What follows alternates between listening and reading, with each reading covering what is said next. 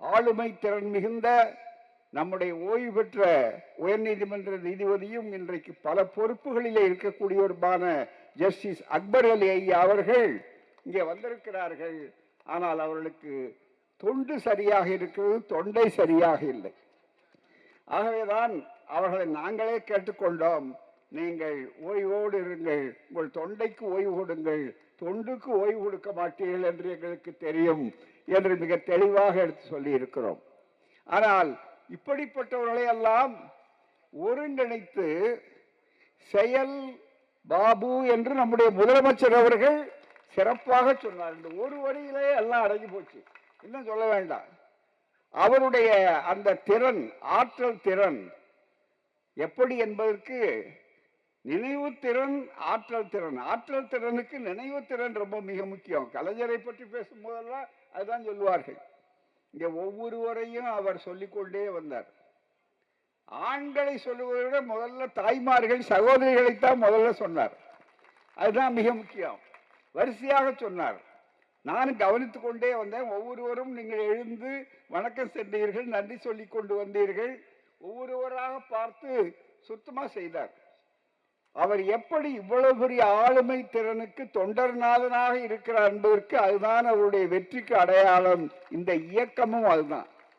இது தந்தை பெரியார் காலத்திலிருந்து, அண்ணா காலத்திலிருந்து, கலைஞர் காலத்திலே இருந்து, எங்கள் ஒப்பற்ற முதல்வர் ஸ்டாலின் அவர்கள் காலத்திலும் சரி, அதற்கு அடுத்து அந்த கொடியை தூக்கி பிடிக்கின்ற உதயநிதி காலத்திலும் சரி, மிக முக்கியமாக இப்படிப்பட்டவர்கள் தான் இந்த இயக்கத்தினுடைய அடிக்கட்டுமானம். அதுதான் மிக முக்கியம். அதை சிறப்பாக இன்றைக்கு செய்யக்கூடியவர் இந்த பகுதியை சார்ந்தவர் என்பது மட்டுமல்ல, அமைச்சர் பதவி என்பதை விட அதிகமாக மதிப்பது கிழக்கு மாவட்ட செயலாளர். அதுதான் மிக முக்கியம். சூரியன் உதிப்பது கிழக்கு தானே, கிழக்குக்கும் சூரியனுக்கும் தானே பிரியாத ஒரு ஒற்றுமை உண்டு. எனவே சூரிய கதிர்கள் 49 சொன்னார் பாருங்க, 72ல மிக முக்கியம் சொல்லிவிட்டு அவர் சொன்னார். இன்றைக்கு ரொம்ப அற்புதமான ஒரு செய்தி, ரொம்ப மகிழ்ச்சியா இருந்தது. இன்னும் வேடிக்கையா இருக்கும். எங்களை பார்த்து கேட்பார்கள், என்னையா ஆசிரியர்களும் அவர் சேகர் பாபுக்கு என்ன இவ்வளவு பெரிய ஒற்றுமை இருக்க, 2 பேரும் சண்டை போட வேண்டியவங்களாச்ச கொள்கையில. ஒவ்வொரு கோயிலா அவர் சாயம் அடிச்சுக்கிட்டு இருக்கிறாரு, ஒவ்வொரு கோயிலா அவர் கும்பாபிஷேகம் நடத்திக்கிட்டு இருக்காரு.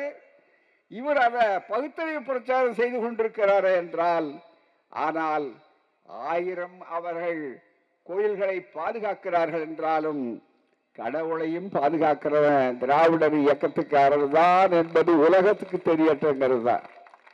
இந்த சட்டத்தை கொண்டு வந்ததே திராவிடர் இயக்கம். அறநிலைய பாதுகாப்பு அதை அகற்றிட்டு கொள்ளையடிக்கலாம் நினைச்சுக்கிட்டு தானே மிக முக்கியமா இருக்காங்க.